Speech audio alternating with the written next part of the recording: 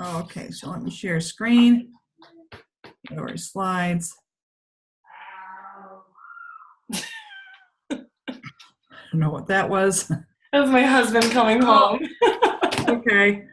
Here is, do you see the slide that says teaching subject matter with technology we gave? Yes, okay, I do. Good. Okay, perfect. Okay, we'll get started then. And so yeah, this week 8 just flew by, and I wanted to teach you some, or kind of share some practical things with you this week. Because I think a lot of times in these courses we talk a lot about theory, but we don't talk a lot about, what are we really going to do in our classroom, So the title of this module is Educational Technology in a Variety of Contexts. I better make sure I have my record on here. Where is it?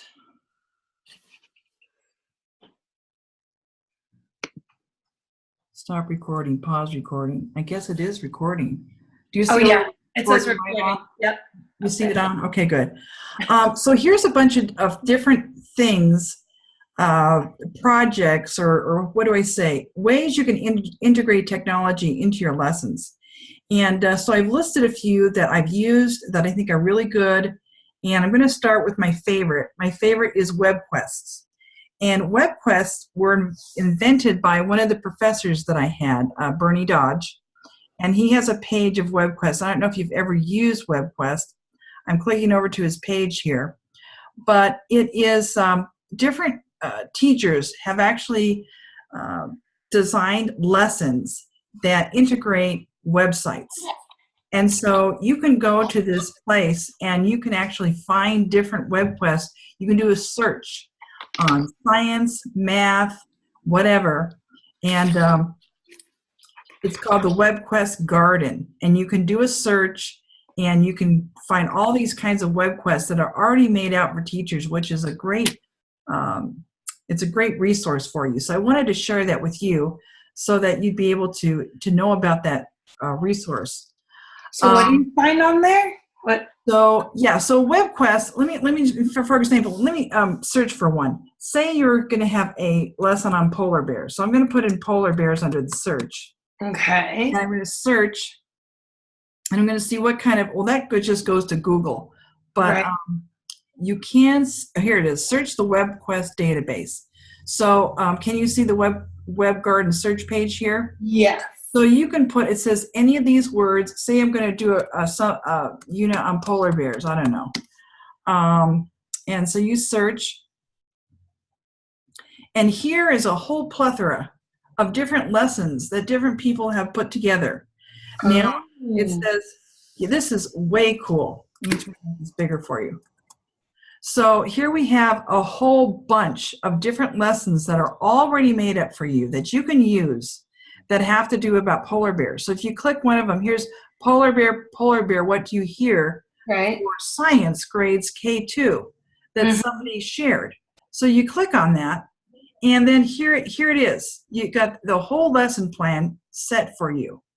Wow. They've got videos, they've got stories, they've got all kinds of, they've got tasks, what the kid's supposed to do, everything. Wow. This is really cool. This is really, really cool. And it's been put together by teachers. In fact, I have one of those in there.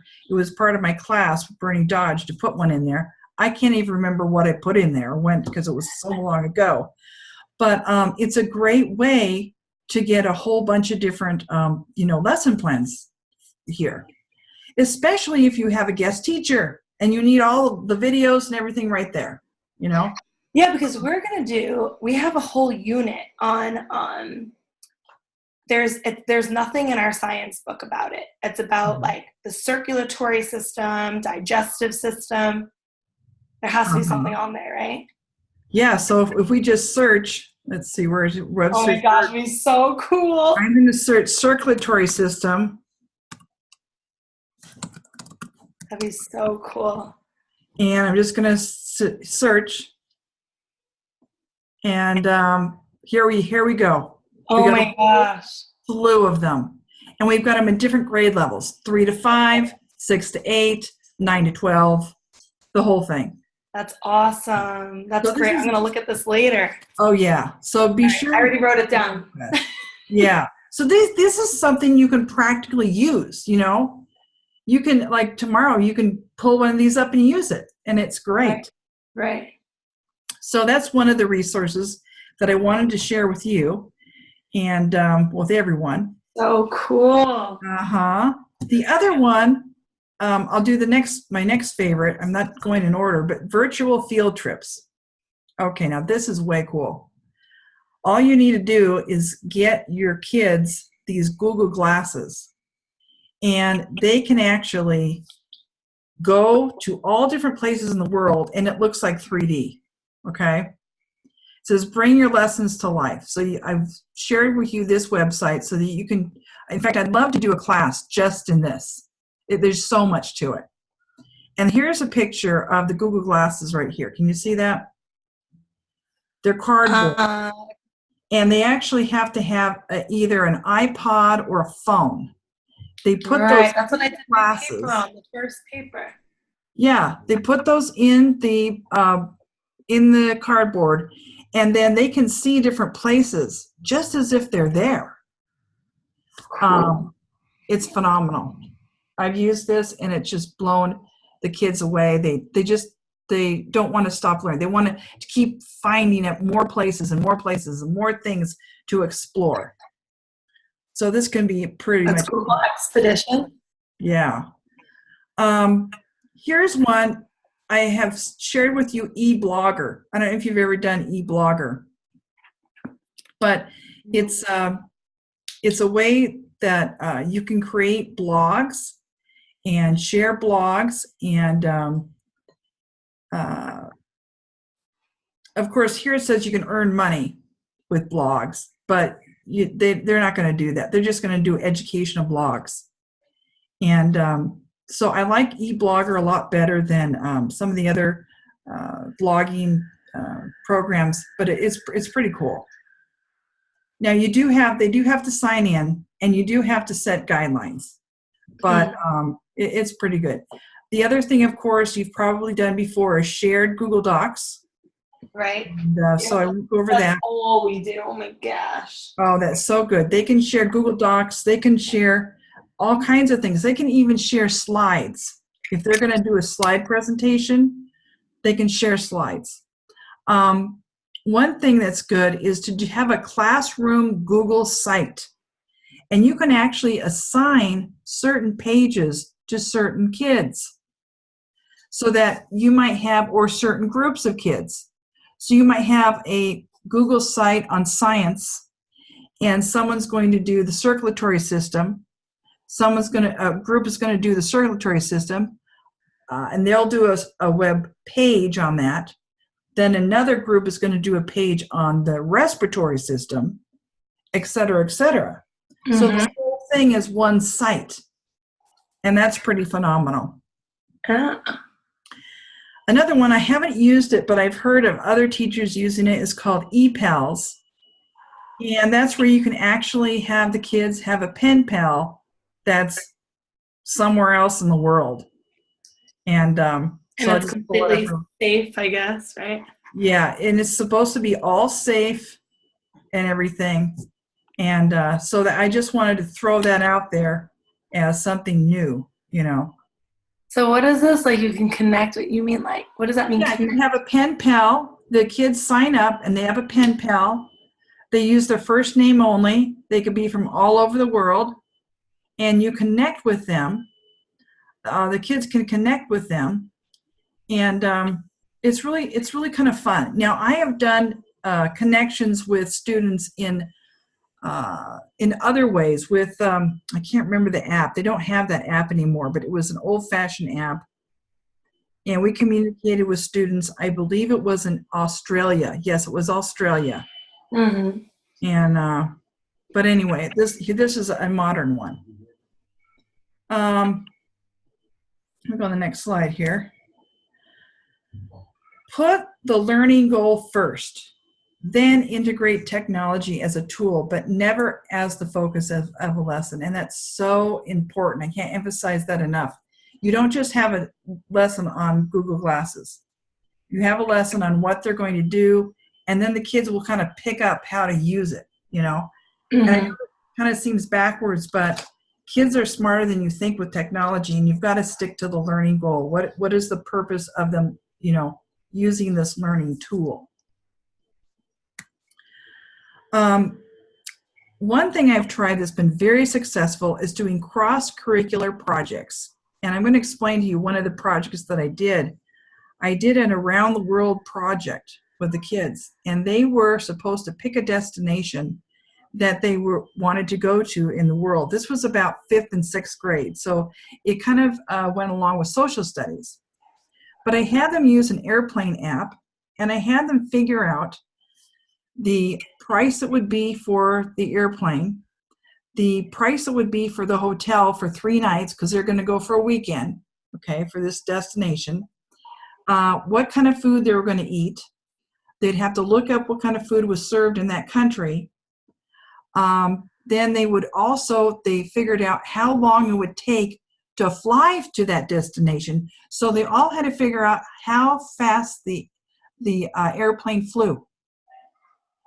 And they did a really good job at this. And so I just kept integrating different apps. This is when we were using iPads, and they have all different kinds of apps. And I just kept thinking about what could be integrated in math, science, whatever it be, into this this vacation they were taking to some place in the world. And everybody had to pick a different place. Then at the very end, we had a class presentation where everyone shared what they learned about that country. Like, oh, this is what we eat, this is what I was going to wear, this is how long it took to get there, and all of those things. We learned about time changes. How come you can, take off at 10 a.m. in San Diego and get somewhere else at 10 a.m. the same day if you're crossing international time zone. So there was a lot of learning in there with the cross-curricular projects. I wanted to just kind of touch base on that. And I didn't, get that from anybody. I just kind of made it up and integrated all the things that my students needed to learn. Mm-hmm. That's good, because we're also doing like a culture project next week. And we're like, oh, just bring in the type of food that you would, have, or music, or or just like anything, clothing that they would wear. Right. Something fun to integrate as well.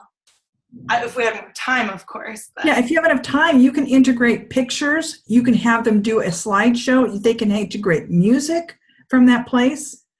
Yeah. All kinds of things. Another tip I wanted to share is to organize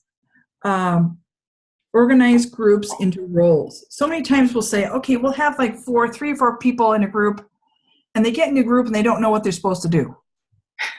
So I took a class, this is from Bernie Dodge again, and it was about the 6 different colored hats. Now, you don't have to have 6 students in every group. You can have some students do 2 roles. But this is just a basic idea of how to give each person in the group a role. And it doesn't have to be this, but it can be some type of a role. And just switch up the roles every once in a while. So the leader is not always the leader. The optimist is not always the optimist.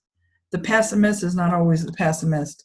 So this kind of gives the group kind of a more of a purpose, more of a, like, they're aiming at something, but everybody's looking at the problem with a different perspective.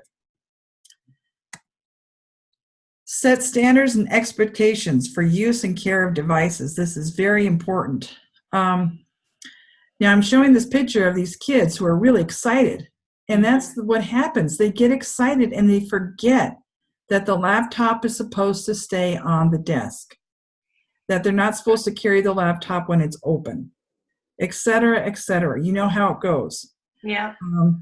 So the basic thing is to set standards and remind them constantly, because accidents can happen. I have to tell you the story. I had one iPad that broke. And the way it broke is the IT person took it out of the cabinet, turned it upside down to check it, and dropped it. Oh my gosh. And I thought, all of my kids have not broken an iPad, but the IT person comes in, turns it over, and then drops it. It was something. Oh my gosh. Anyway. Ah. I wanted to show you this this slide just to kind of get you into the mode of, if you do use iPads or tablets or phones or whatever, there are so many apps out there that can do things that, you know, just anything. And I would spend hours looking at different apps and trying them out. Some of the ones I really like are Dragon Dictation, where the I can't remember how it works. Something that, like, either the app reads something to the student or they read it to the app, and it plays it back or something. But it's really good to practice their enunciation on words and things. Another one I wanted to point out was the Science 360. I love that app. That was fantastic. And then the Pearson one is whatever textbook that you use for math or science or whatever, they usually have an app. So, you know, see what they have. The last two are Poll Everywhere, is fantastic for interaction. And the very last one I have is a Socrative. That is like a testing app that you can use on a phone, on an iPad, whatever. So those are really good ones. Then, I don't know if you knew this, but there are actually Chrome, if you use Chrome or use Chromebooks or the Chrome browser, there are a bunch of Chrome extensions that are like apps that you use on a laptop. And they're very useful. So go to that website sometime, or just go to Google Chrome extensions, and a whole slew will come up. And I love using those too. Those are great. Have you ever used any extensions, Yvonne? No, I've never even heard of it. Oh, you got it. You know, I could take a whole class just on what are extensions, which ones are good, how you use them in the classroom, all of that. But it's just a little tiny bit for you to know about extensions. Okay, chapter 15 was talking about integrating technologies into activities and tasks. And that's basically what we were talking about earlier. And what I wanted to point out was, in this chapter, was this one section where they had technology integration concerns. And back in the day when I was a pioneer, I really didn't have any concerns. The principal just said, here's an iPod cart, and see what you can do with it. And I just didn't have any guidelines. I didn't know what I was doing, but I just tried things out. But now that so many things have been tried and so many things have not worked out, they want you to be alert of concerns that could happen. So I've listed a few of the main ones. Do students understand why technology is used in the project? Now, once they understand why it's used, then they'll use it the way they're supposed to. Because you will find students who will, even though you tell them what app to go on, they'll try to listen to music on the iPod or whatever instead of doing what they're supposed to do. Ask yourself, does the technology promote active learning? Or are they just watching something passively? We always want to have active learning happening. Is your classroom set up so it's conducive to the technology? Now, I'll give you an example of one time where my classroom wasn't. I had the students actually read a story into their iPod and put pictures with it. And they were supposed to compose their own story and kind of make it into this, it was like a storyboard app. Well, what I didn't realize is that when everybody in the classroom was reading their story into the iPod, into the iPod, it was really noisy. So I had to actually only have so many, like 5 students at a time, do the recording, and I put them all in different corners of the room. And then I had to kind of, spread this out so that the noise wouldn't be a terrible factor. But I learned that by mistake. You don't think of that until you do it. Does your school allow you to be a technology pioneer? If you try something new, are you going to be reprimanded, or are you going to be praised? You know, different school cultures are different. Will the technology improve learning, or could you teach this without technology better? You have to ask yourself that.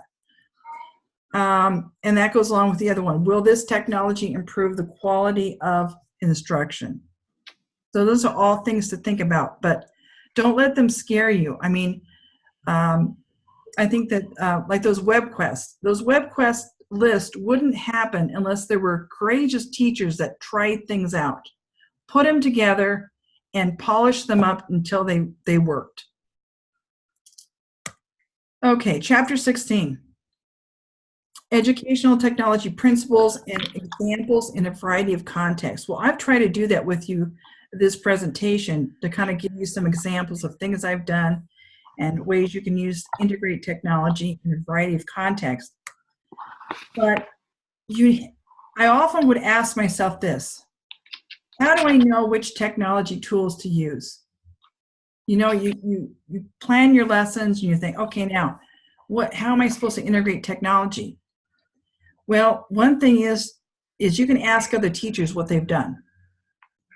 I've done this. Try it out with a small group first, and if it works, then go a whole class.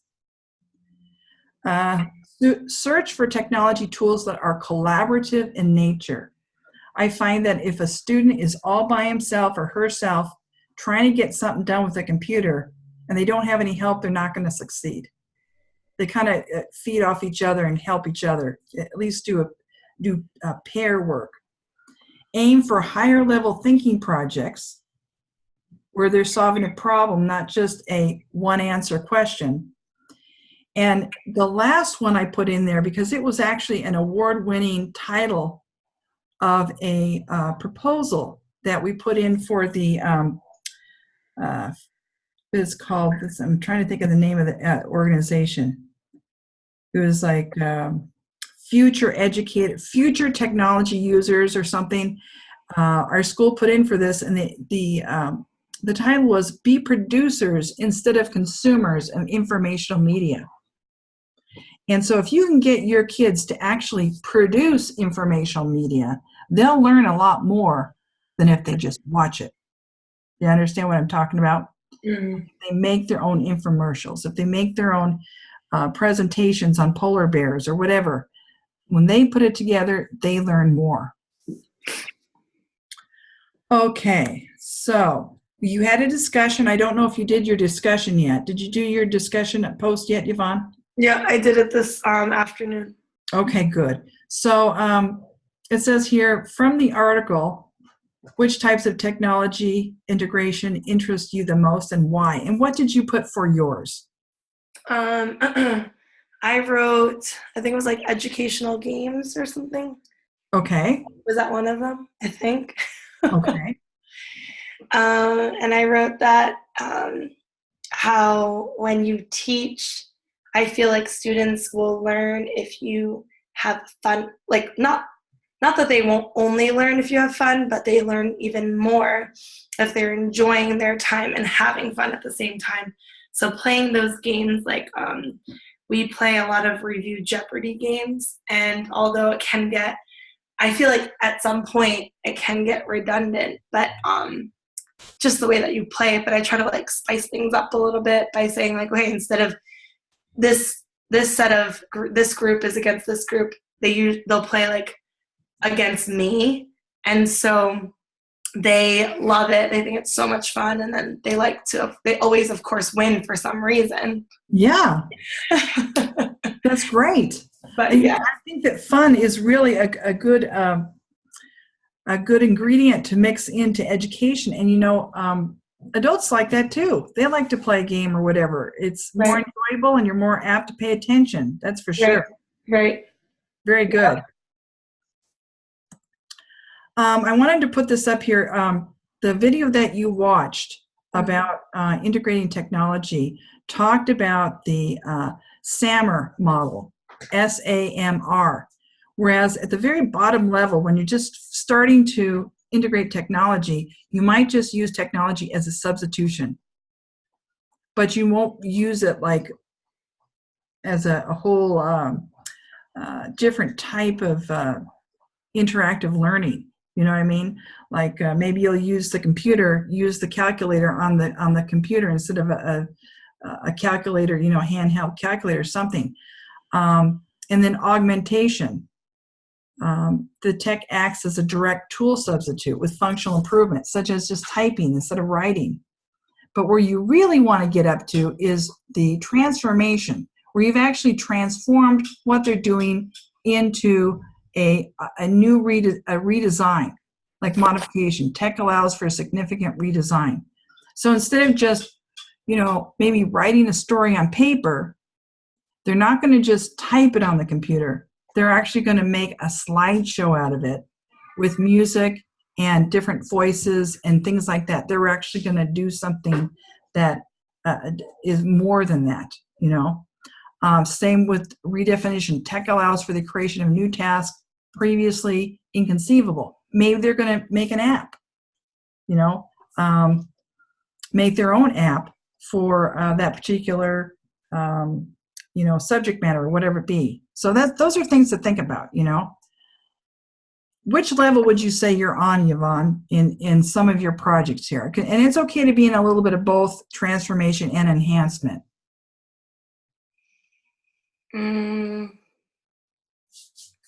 I would say the substitution part. Substitution. Yeah, I just use it I use it a lot with grammar. Mm-hmm. And with grammar, I'll have them take out their grammar notebooks and whatever notes that they have. We use this website called Think Central. Okay. And it has to do with the reading curriculum that we have. So it'll have notes on the top. So I'll have them put those notes into their notebooks. So it's kind of like interactive at the same time. So I feel like if I didn't have that, I would be able to do it already as it is. Uh-huh. So that's why I feel like it would just be more of, it would just be in conjunction, I guess, with my lesson. A conjunction. Okay. So actually, I think that you're using this more as more of an augmentation or even a modification because you're using an app, they're putting something into an app and they're kind of creating their own little journal, aren't they? Kind of sort of right. And is there any way for you to interact with them in this app or anything? I usually so what I'll do is I'll pull up the screen. Yeah. And it'll say, for this week, it was irregular verbs. Okay. So it was Johnny has or have a new car, whatever it might be. So then instead of them just doing it, I'll have them as a group, we'll do it together and I'll write whatever their answer is on the board and then we'll check our answers later just by clicking on the next slide pretty much. And then they'll do independent work on their own too as well. So I don't know. My brain is going round and round in circles and thinking of how this could be interactive. And one of the ways there's a couple ways that you can do it. There's an app called Nearpad. And look at that up, Nearpads, because as a teacher, you can instantly, are they using laptops at all? Or NEAI. Okay. If they're using laptops in Nearpad, you can actually select which student you want to share a screen and it will go up there. Oh, we actually have something called Land School.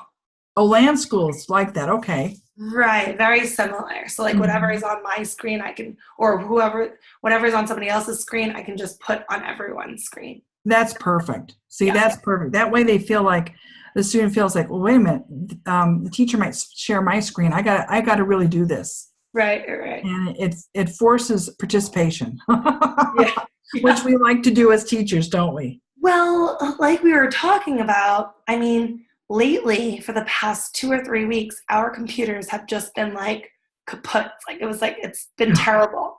Oh. And so there is, through Land School, we're able to power down every single computer to help out with that. Yeah. Now, supposedly the charging system that we have, if one computer is on, then it shuts down like the other half of the computer. I don't even know. It's just so confusing and so such a nuisance. It really is. I really dislike it. And sometimes, like, it was in my room today, and they said that the way that you have to put the cord into the outlet, if it doesn't have a green light, then it's not going to charge all of the laptops. So I'm looking at it. So it's green. I come over later and it's red. I'm like, what happens if it's red? And then somebody in my team's like, we're screwed. Oh no, because it's not going to work. I didn't even bother taking it out. And like, that's sad, because we have this technology and we have these things, but we're not able to use it due to just technicalities, I guess you could say. I've been there, done that, and I understand. That's where you always have to have like a backup plan, or think on the spot. Sometimes I had to think on the spot. Wait a minute, this isn't going to work, so what are we going to do?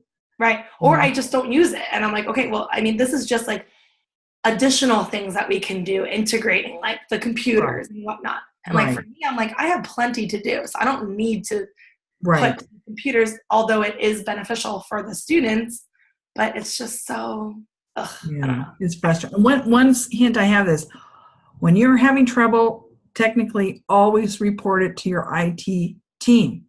Yeah, because a lot of times they don't know how many people are having the trouble unless you repeatedly, again and again and again, let them know you're having trouble. So good job.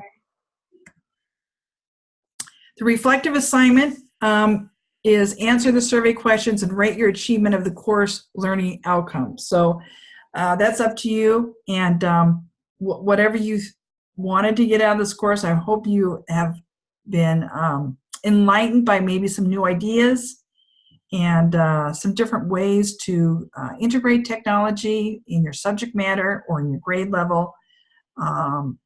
So, just be honest. I know maybe you already answered your survey questions, but we use those results to rewrite the course the next time I teach it.